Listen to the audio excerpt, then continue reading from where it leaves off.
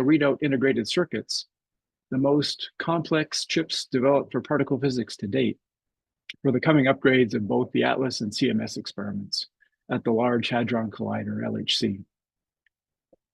At the low energy intensity extreme, Dr. Garcia Severez focuses on technology to extend sensitivity of low mass particle dark matter searches and is a member of the TESSERACT collaboration. Since its inception in 2018, Dr. Garcia Severez has led a collaboration of 7 institutions under the Quantized Initiative, Quantum Information Science-Enabled Discovery, which aims to develop new types of low-energy, noiseless phonon sensors by leveraging advances in quantum information science. In addition to that list of impressive highlights, Dr. Garcia Severez played an early role in SURF's science program by serving as chair of SURF's Readiness Review Committee that evaluated the Majorana demonstrator project as that experiment prepared for installation at the Davis campus in 2012. Thanks to Dr. Garcia Severez then and now, as we get ready to hear about the end of ionization. Thank you, Garrett, for that very nice introduction. Let me jump right into it.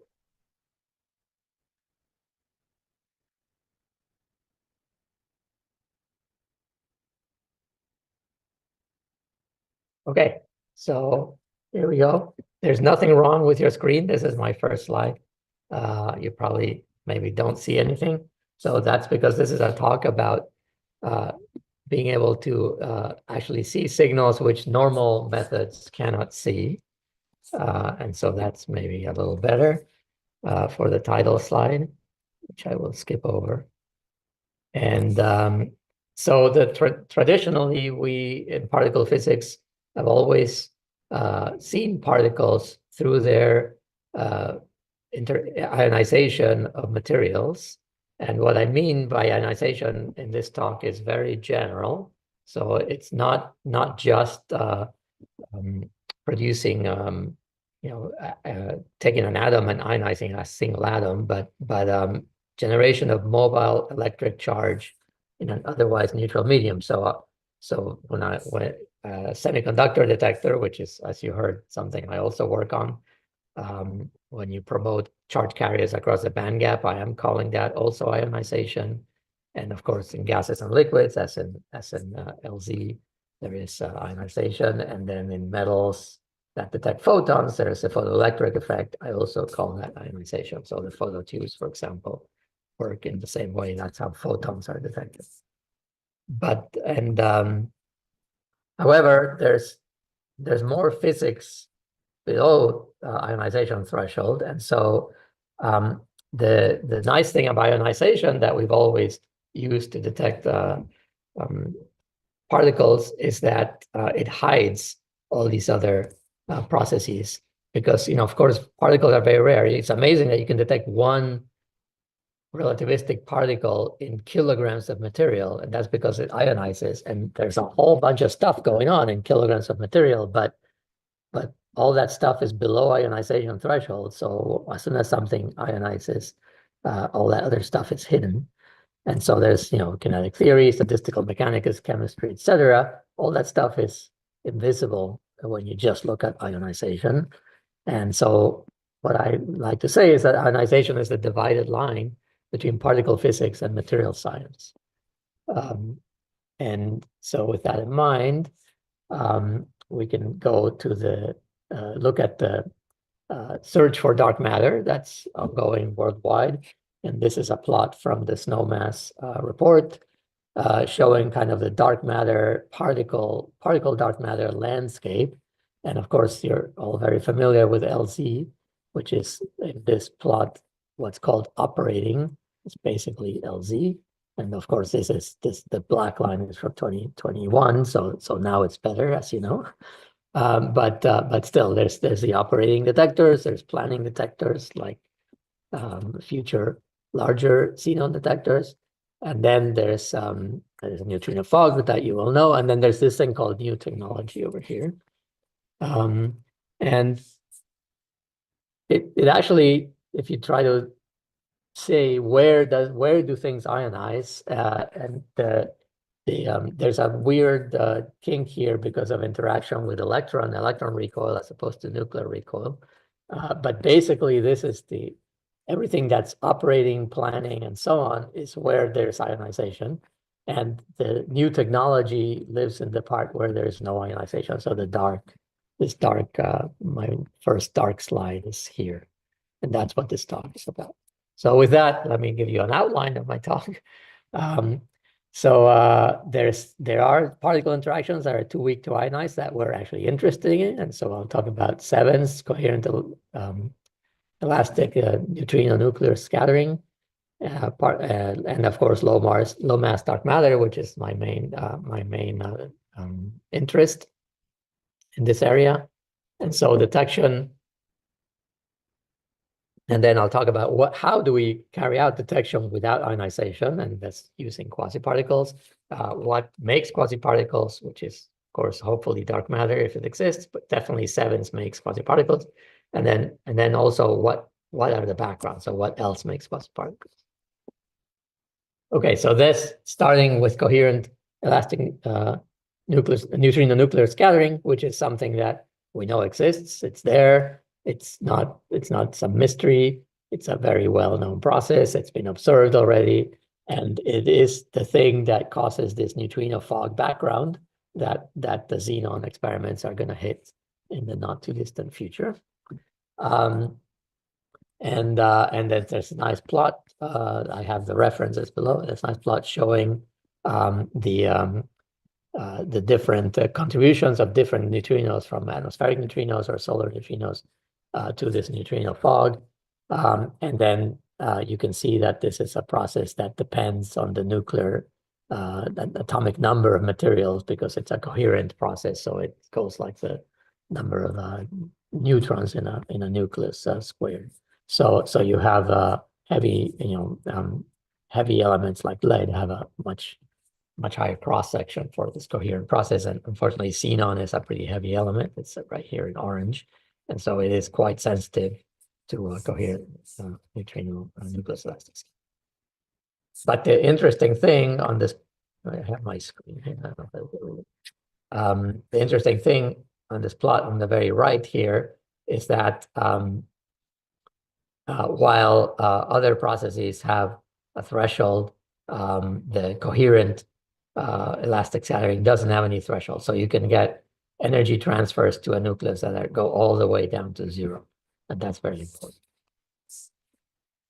And so again, I can draw a line separating the same line as before, separating ionization from non-ionization. So coherent elastic neutrino scattering can still produce ionization. You can displace a nucleus enough as to rattle it enough as to cause it to lose electrons or ionize in a semiconductor.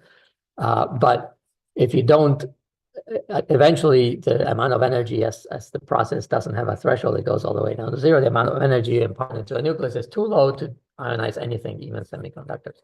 But as you see, the cross-section goes up. This is for argon, because that's a paper here that nicely shows this.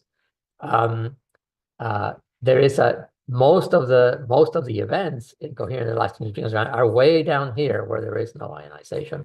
And if you have a detector that depends on ionization, you can just see this very high tail of the coherent elastic neutrinos.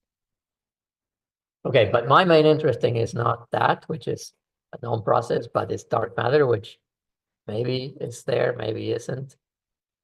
Oh, sorry, what happened? I'm very sorry. I just stopped sharing. I pushed the wrong button.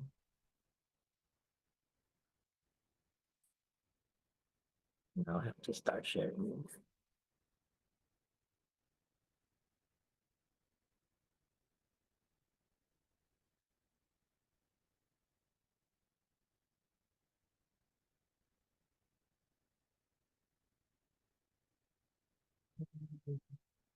Like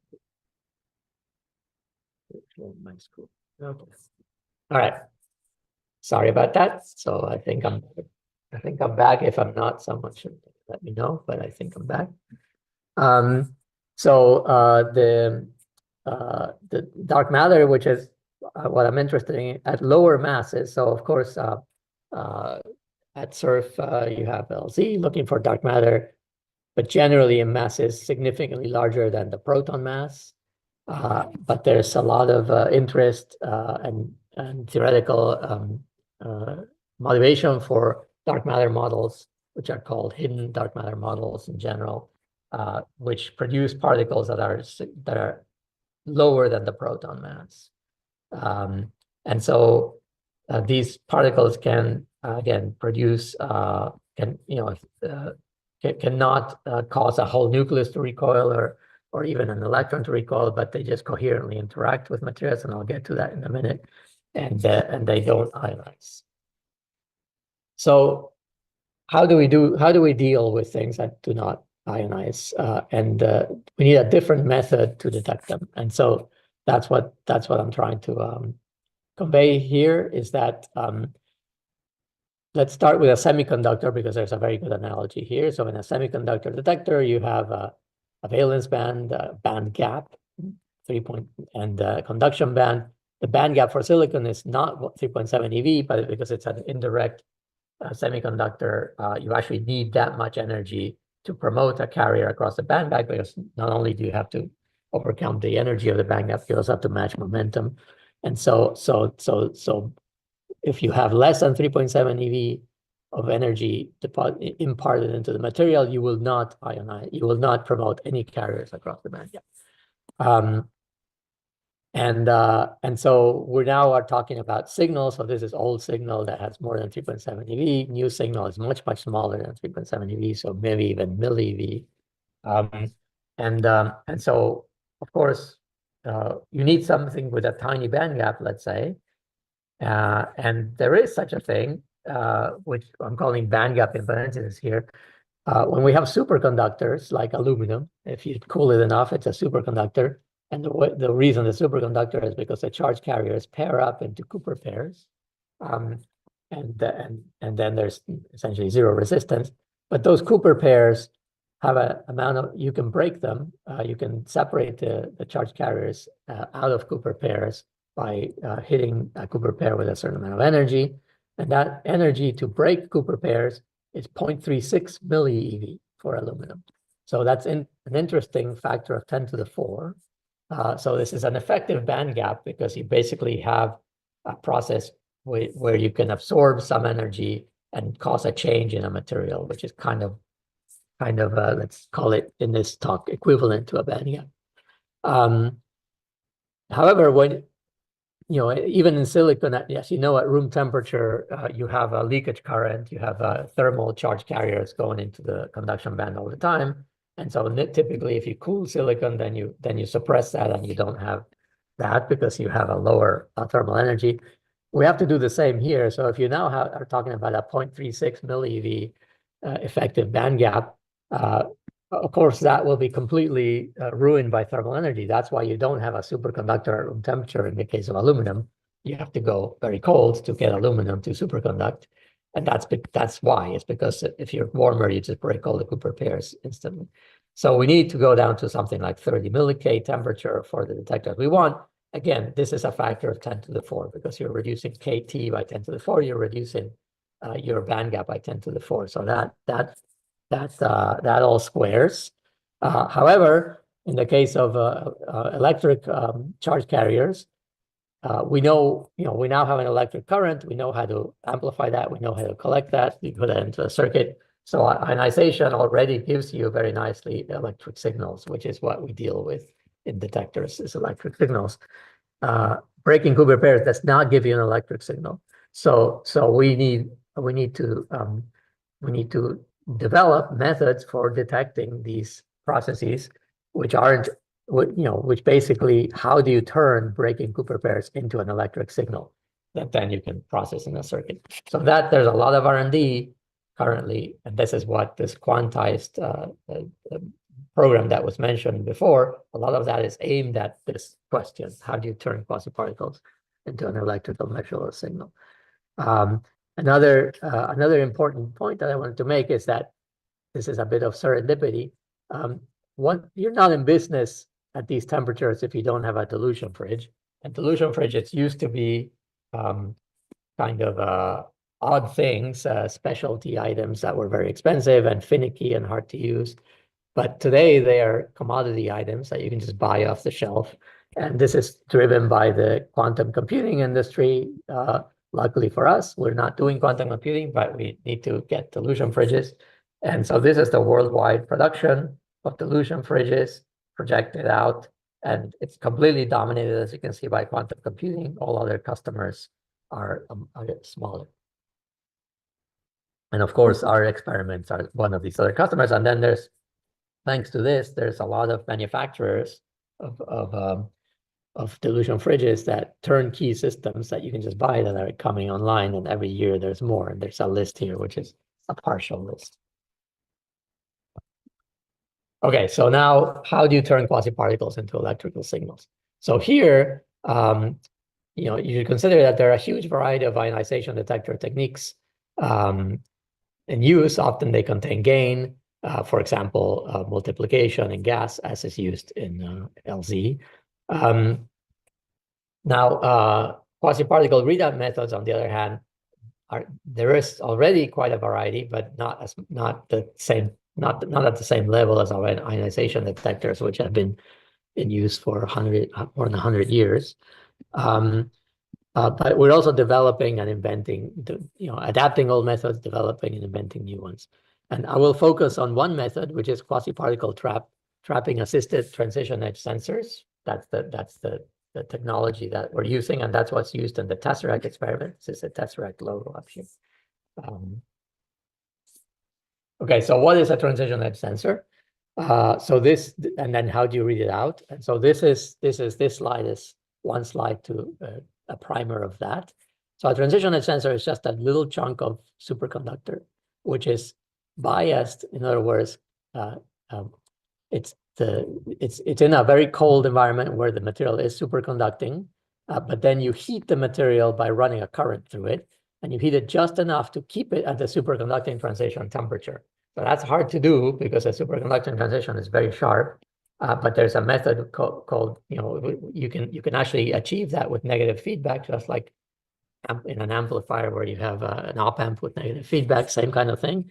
You can hold with electrothermal feedback, you can hold your TES at the transition, and then when you have a photon, in this case, hits material, it gets absorbed, raises the temperature, and then that moves you in this transition curve, which is very short, but you get a little pulse.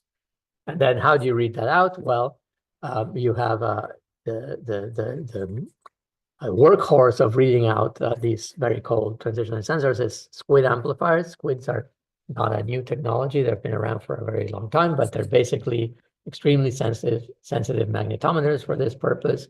And you essentially have a current that runs through the squid by having a voltage bias and a parallel resistor. Basically, every time the resistance of the TES changes, the current changes in this inductor. When the current changes in this inductor, you have a magnetic field on the squid loop, and then the squid, with a very tiny change of magnetic field at the quantum limited, in fact, produces voltage output that then you can send to an amplifier. And so that's how we turn quasi-particles, which are the things. So basically, in this picture, there's no quasi-particles here. They're all Cooper pairs that are unbroken, and all the Cooper pairs are broken here. And in the middle, you have some broken, some not broken. So your quasi-particles, which are the broken Cooper pairs, are being turned into an electrical signal this way. And this is an example of a IR photon detector, which works exactly like this. It's a little TS with squid readout. Photon comes in. This is a kind of world record energy resolution currently, but you can see you can detect 0, 1, 2, 3 photons of these are IR photons, so telecom 1.5 micron wavelength photons, and very nicely resolved and detected. Now, in our case, we don't want photons. We want quasi-particles produced by dark matter interactions in some material, and so it's a little more complicated. So in this example, the material is a crystal. some crystalline material like silicon, alumina, or sapphire or gallium arsenide. And there's some dark matter interaction, but it does not ionize. It cannot. It doesn't have enough energy to do anything. This material that produces a free electric charge. So nevertheless, what happens is that you get some phonons. Some energy in the material is just propagates as phonons, which have a down convert, but then there's some long-lived phonons in particular materials, and they can bounce around in the material. Now you can these phonons generally will bounce around. They have nowhere else to go. But if you put some aluminum, let's say superconducting aluminum, on the surface of the material, now you have a match of the phonon energy and the Cooper pair breaking energy. And so these phonons can actually break Cooper pairs in the aluminum. And so now you have your quasi-particles, which are your broken Cooper pairs, and you want to measure them. However, if you go back to this slide and you say, well, let's just put a TS, an aluminum TS on the surface, that's great. But this TS actually is very small. That's how you get good this energy. For this energy resolution, this TS is 8 by 8 microns. So if you're trying to cover the surface of a macroscopic thing with one 8 by 8 microns device, you will never absorb any phonons in it. So you need a lot of, much larger amount of material to absorb the phonons. And that's some big chunk of aluminum. But of course, that big chunk of aluminum will not have a good energy resolution if you use the TS, because it's big. It has a large heat capacity. And so you want a small TS. And so in this case, there's a tungsten TS.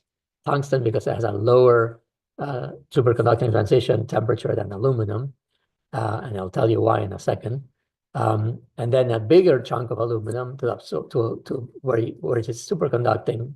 It's not a transition, it's completely superconducting. And so it only has Cooper pairs, but then you break them with phonons, and then those are going to be collected in the TS, and I'm going to tell you how. And this is an SEM, scanning electron micrograph of this kind of device, which really shows you there's a lot more aluminum than tungsten.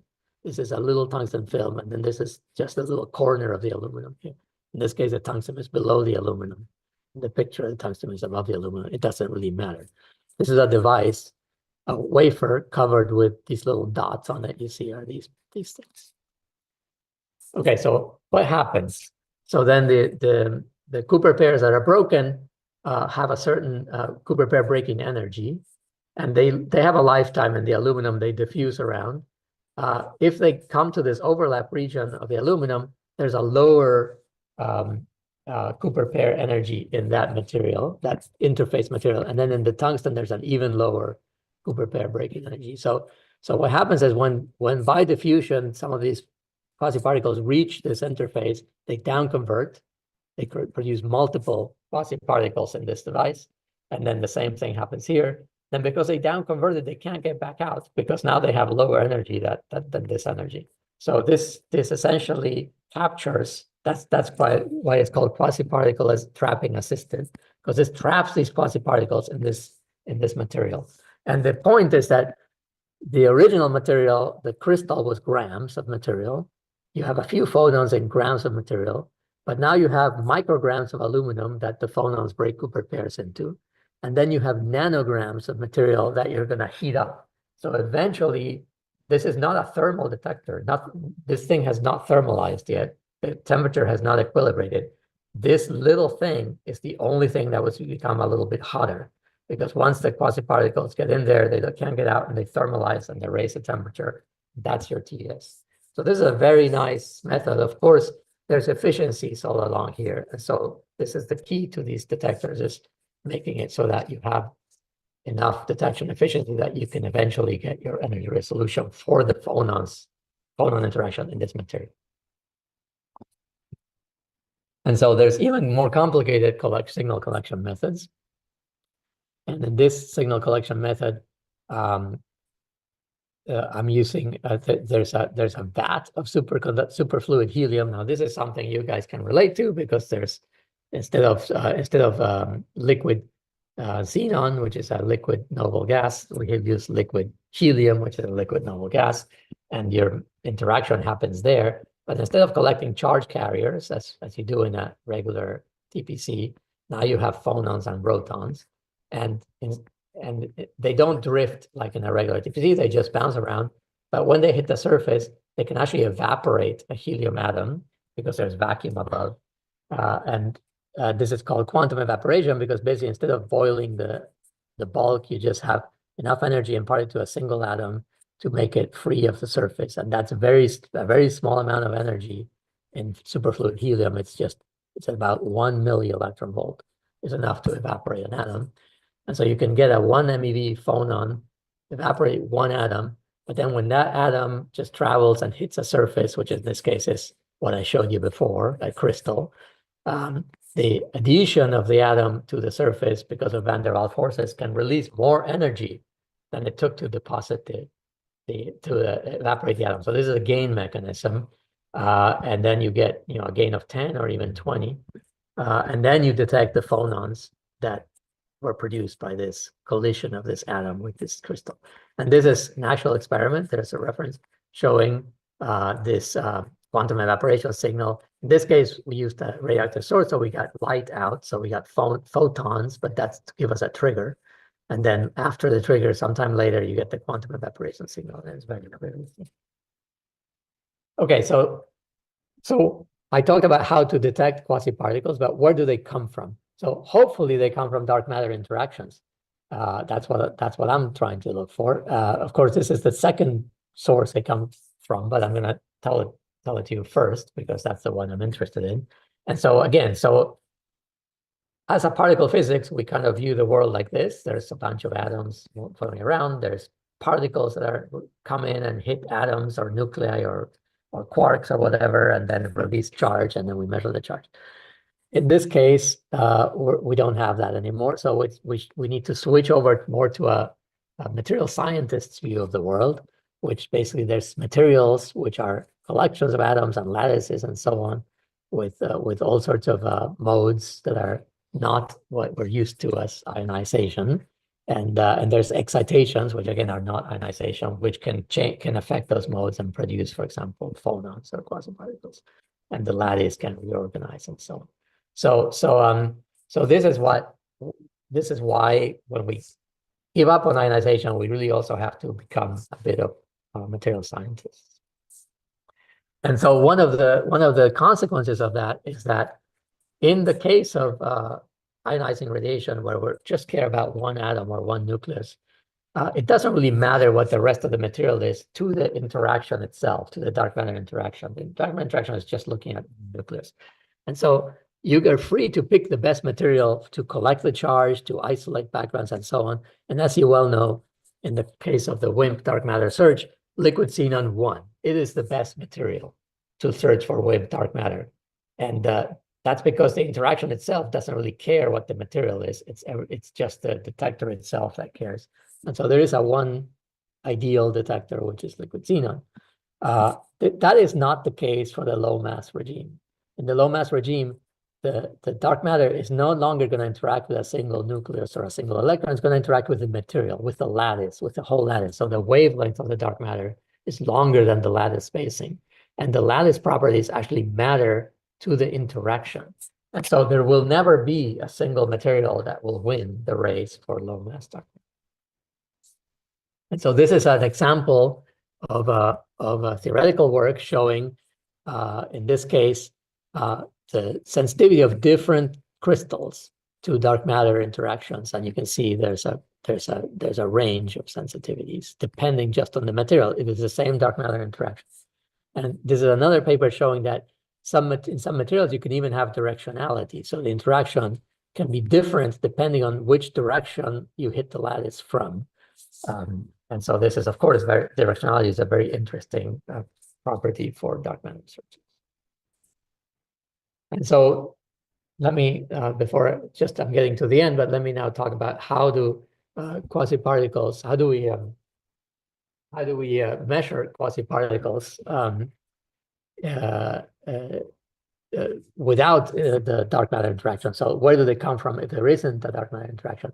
Unfortunately, there's lots of quasi-particles in materials naturally, meaning, also dark matter is natural, but okay, this is even more naturally. So think again of semiconductors. So semiconductors have a leakage current, which we normally call dark counts. So like if you have a CCD or an SIPM, it has dark counts. And that's because there's leakage current.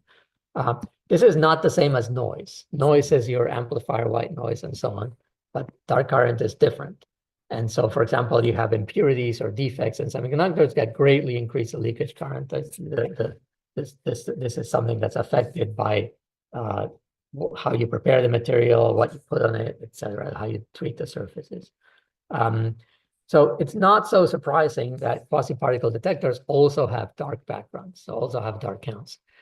In quasi-particle detectors, these dark counts are known as low energy excess, LE. It's interesting historically that the LE was kind of discovered, let's say, by people trying to use these detectors, pioneering the use of these detectors as an unexpected background. However, it should really not have been unexpected because it's actually the analog of dark current in semiconductors. There's even an excess workshop series that is devoted to this topic. It's all experiments that are dealing with quasi-particles C, low energy excess. And the level of low energy excess is linked to defects, imperfections, stress in materials, etc., just as leakage current in semiconductors is related to how you treat the material and how many defects it has. So this is a demonstration that we published some years ago. Actually, it only got into Nature last year, but it's a very nice measurement showing the effect of stress on this quasi-particle backgrounds, on this LEE. So what you see in the picture here is two instances of the same sensor, the same design. It's just a 1 centimeter square of silicon with these quasi-particle assisted trapping TS detectors on it, the little dots. Each of the little dots is an aluminum island. The TS is too small to see, but inside each aluminum island, there's a TS. And one of them is glued, this one is glued to a chunk of copper, which of course is how you cool it. This has to go to 30 millikelvin or something. And then the other one is suspended by hanging it from wire bonds, which is a pretty crazy thing to do, but that's what's done here. So it's just hanging there from these wire bonds. And there's one gold wire bond that links thermally this to this, so that you can actually cool this also to 30 millikelvin. All the heat is going to go through this little single gold wire bond. Gold is a very good heat conductor at low temperature. And so what you see here is the measurements on this quasi-particle as it's a TS. It's just the amount of signal as a function of the energy that's measured. This is the measured energy. There's no calibration source here. This is just dark counts.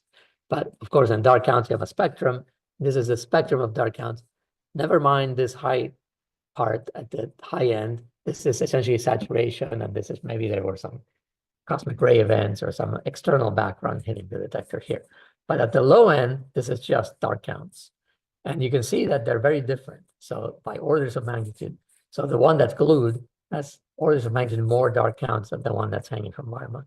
And this is because there is a CT, coefficient of thermal expansion mismatch between the copper, gold-plated copper here, and the aluminum and the silicon, and that causes stress.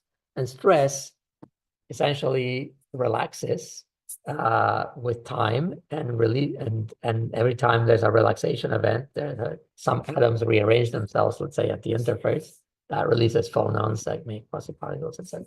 So this is even something as simple as stress in the material causes a huge background to these quasi-particle detectors. Of course, no material is a perfect crystal lattice without imperfections, etc. And so you can see that this is very hard to get rid of. So here, of course, there's still stress because you have a aluminum film on a silicon crystal. Again, there's a CT mismatch there. There's going to be stress here. That's what this remaining blue is. The removing this glue stress doesn't get rid of anything going on at the sensor, and this is it. So now in a more recent paper, we are trying to figure out how to discriminate these events. And in this case, now we have a sensor with 2 channels, same kind of sensor, but now we have you see two little lines of detectors, so of aluminum TS quasi-particle assisted TSs, and so they're two separate channels, and you can plot the energy in one channel versus the energy in another channel, and you can see very clear backgrounds. This is this dark counts, very clear dark counts singles. So this channel only, this channel fires, this one doesn't. Same here, this channel fires, this one, oops. One channel fires, the other one doesn't. There's lots of singles. There's also some again, this saturation here, but then there's also some coincident signals from the bulk itself, because there's still some low energy excess here, but most of it is in these singles. And so you could discriminate the ones that are coming from the detectors by simply having multiple channels and requiring coincidence, just like you discriminate dark counts in phototubes on SIPMs, right? You require coincidence. So this works for quasi-particle assisted detectors. Here's a nice photon calibration signal showing for these are UV photons, 3V, showing again 0, 1, 2, 3 peak of photons hitting this green space. Okay, so now I think I've convinced you, hopefully, that we know how to detect signals that do not ionize. Still the field is still evolving, but we have a starting point. And so we have now an experiment called TESSERACT, which is going to do dark matter searches with these detectors that I just showed you, these same kind of detectors. And so the ultimate underground site being developed for TESSERACT is at Modan in France. They will run 2 fridges in parallels with this hourglass cryostat design to really get to some very low level of external backgrounds, one event per kilogram per day per kV. That's called DRU. And this is a Dark Matter New Initiatives project, and there's a CDR, Conceptual Design Report, in preparation for a DOE review this summer. And the runs on Modan, this is all, construction is going to start soon. The runs on Modan will be ready to go in 2029. Now, that 2029 is pretty far away, and we're impatient, so we would like to do something earlier. So we're also doing, in near term, we have a collaboration with Kamioka. There's a new cryo lab at Kamioka that was recently established. And here we have already installed a fridge. It's going to be a much more standard setup, just the fridge as you buy it with the shielding, just classic lead castle shielding. We're here aiming for less than 100 DRU, but that's okay for small runs. And so we have an agreement to do some TESSERACT runs here, 2025, 26. So in conclusion, low mass particle dark matter searches probe a new regime below the threshold for producing mobile charge carriers in otherwise neutral media. Particles interact with materials, right? Individual nuclei or atoms, where their wavelength is, de Broglie wavelength of the particles is bigger than the atomic spacing. And then in this regime, quasi-particles take the place of electric charge carriers in our normal detectors that we've been using for 100 years. And the range of detectors, quasi-particle detectors, is still under development. But all of them have these quasi-particle backgrounds, which we can refer to as dark counts, which are really present in all materials that are known as LEE. Understanding, reducing, and discriminating LEE is needed by all experiments. And there's a lot of work going into this area. And TESSERACT uses quasi-particle assisted trapping as well as helium quantum evaporation. We will have runs in Kamioka in the near future, and then Modan in the a little bit less near future. Thank you very much. Great. Thanks, Dr. Garcia Cerveris. That was a great talk. We have time for some questions. Let's see if there's the questions. I need to see my screen. Maybe I can stop sharing for a minute. Okay. I see Kate has a raised hand. Can we unmute Kate so she can ask her question? Hi, Maurice. Thanks very much. That was really very nice, clear talk. I think I was on slide 20. I had a question about the directional sensitivity. Is it a directional sensitivity or a directional signal? Yeah. I mean, is So it in is it this something where case, you have yeah, a in this case, it's simply a modulation of the amount of the the interaction with direction. So okay, if the dark matter incidence direction is aligned with a particular lattice direction, each interaction produces a larger signal than if it's I see. aligned with the other direction. So it's a rate. Is it a rate Yeah, or an well, amplitude as a function of or direction? pulse height, you could call it. I mean, if you're just talking about single blips, then the pulse height is a pulse height. So if you had Uh-huh. enough statistics to have like if you have this plot here, for example. So it is actually kind of a directional signal that you Yeah, it's a could directional. manipulate. So in this plot, you can see you're talking about, here are the single I actually photon can't see the photon. screen now. Oh, you can't see the screen. Oh, Yeah, I just see you. how about now? Yes, now I see it. Yep. Okay. So in this plot here where you have a detector, so imagine dark matter comes in. So if this was a directional detector, then you would see, these are photons of a particular energy. But in the case of dark matter, it would just be a distribution. You would see a distribution here where the green square maybe from one direction, and then from the other direction it would be higher up. I see. Is it also a cross section? I mean, is the interaction more likely in certain directions, or is it just that the amplitude would be higher if it's from certain directions? That's a good question. I don't believe the cross section is different. I think it's really that the energy transfer is what changes. I see. Okay, But cool. I'd have to get back to you. Okay, thanks. Good question. Others?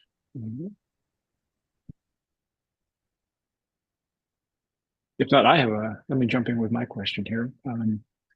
Toward the end of your talk, you mentioned underground, plans to move underground in France at Modane, and also in Japan, Kamioka. Can you just say a few words about the benefit that quantum computers or quantum sensors, in your case, gain from being underground?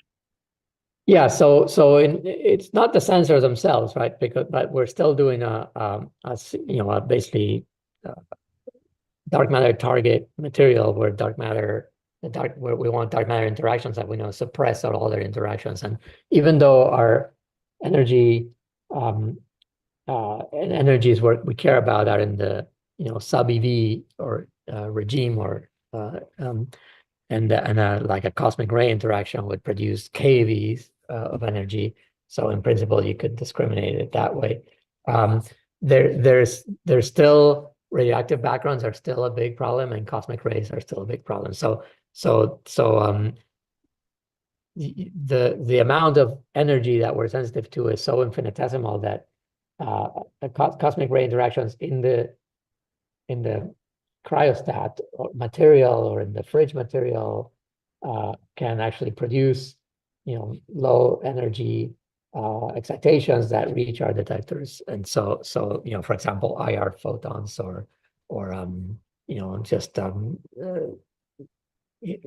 scintillation of materials, but also just simply heat, IR photons, can actually cause backgrounds. And so we do have simulations that for background levels in our detector targets, and it is hard to simulate these lower energy processes, but there are some ways to do it, and we see our simulations show us that you're kind of dead on the surface and from cosmic rays, and you have to go underground, and then you have all the usual radioactive backgrounds from materials. So you have the purity of materials matters, and you want to remove radon and all the usual things that you want to do. The biggest background let's say signal mimicking processes are neutrons in our case. So neutron backgrounds, where a neutron just scatters at a very small angle with in our material, can produce backgrounds. And some of those scatterings, again, can be not on the target itself, but on the walls or something like that, and eventually give us backgrounds. maybe just a quick follow-up. Which target would go in first at Modan, and which targets might you consider for the Kamioka cryo lab? So at Kamioka, we're setting up currently for helium because we're basically building a helium cell in Berkeley that we hope we'll be able to send to Kamioka. But the targets are really kind of small and quick to make. So the real all the time-consuming work goes into the shielding and the readout and everything, and the targets themselves are pretty quick. So that's easy to change and to do and to even do a variety. In fact, at Kamioka, we don't anticipating running anything for more than like a week or two at a time, just because of the size of the detectors and the backgrounds that we'll have. The year-long runs will only happen at Monan. But I have no idea which one will go first at Monan because it's way too far away in the future. I do have a question here from chat that I can pass along. Slightly more general, how has the collaboration between material science and particle physics influenced the development of some of these new detectors? There's been a lot of collaboration in the theory part between material science and particle physics, and that's the main area where we need to understand how these things are collected. So if you look at the author list here, right? So we have material scientists, particle physicists, material scientists, particle physicists, you know, and so on. So these calculations, for example, of the interaction of dark matter with a crystal lattice, you know, are calculations and how phonons downconvert and how phonons reflect and so on and how they propagate. These are all calculations that material scientists, you know, do for a living, and they have, you know, density functional theory codes that they run on high performance computing, and they can do all this stuff routinely. And it's not something particle physics are used to doing. So that's been so far the most obvious place where there's really, you know, hand-in-hand collaboration, and all these papers have density functional theory calculations and so on that material scientists are doing. In the devices themselves, I think there's of course the superconducting device knowledge, and how do you build thin films, superconducting films? How do you get pure films? How do you measure, for example, phonon and quasi-particle populations and these kind of things, which their material scientists have been, you know, developing methods for a long time. So that is more in the engineering, let's say, and the fabrication aspect. Does that answer the question? Yeah. Yep. On this slide, looks like about 24 materials listed there. And you mentioned there's no one best material. Are there more? Are there many more in the community, or that are being? Yeah. So there's more materials. Yeah. This is a constant. This is, of course, from a while back. This paper, it's from 3 years ago. But there is a material science. Another reason to partner with material scientists. There are databases of materials that material scientists have developed. So, and then with properties and so on.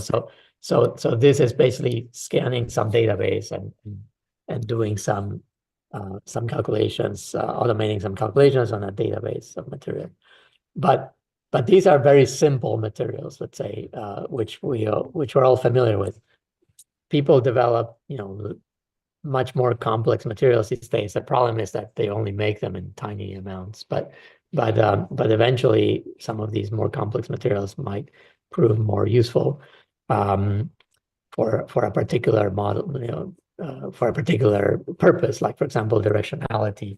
Again, this is a polar crystal. This is sapphire. It's a natural material, but there could be some two-dimensional material stack that would be a lot better for this, for example. So So yeah, and then there's also the materials have symmetries.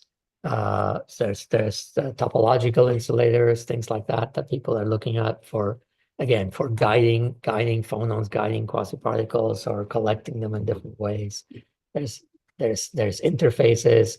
Can you make anti-reflective coatings for quasiparticles, for phonons, and absorptive coatings, and by having layered materials? All these things are being investigated. So this is just scratching the surface. Yeah, no, very exciting times. Well, I think we have to wrap things up. Thank you, Dr. Garcia-Cerveras, again for lending us your expertise for the Deeper Talks seminar series. It was great. Thank you very much. To the audience, just a quick reminder that this talk will be available to view and share using the same link you received to join this webinar. And you'll also be able to find it on the Sanford Lab Vimeo channel and the Institute.surf Deeper Talks website. Quick intro or promo for next month's Deeper Talks. That'll be held February 12th, same time, 9 a.m. Mountain. We'll stick with the quantum theme with Dr. Oliver Buckmuller from CERN. And the title of his talk will be Exploring the Universe with Quantum Technology, the New Frontier in Physics. Before you leave the webinar, there'll be a short survey included in the event lobby after the event is over, and also emailed following the event. We appreciate any feedback on this event and any suggestions for future talks and speakers. And with that, we will wrap things up. Thank you very much for attending, and let's hope to see you at the next event in February. Thank you again.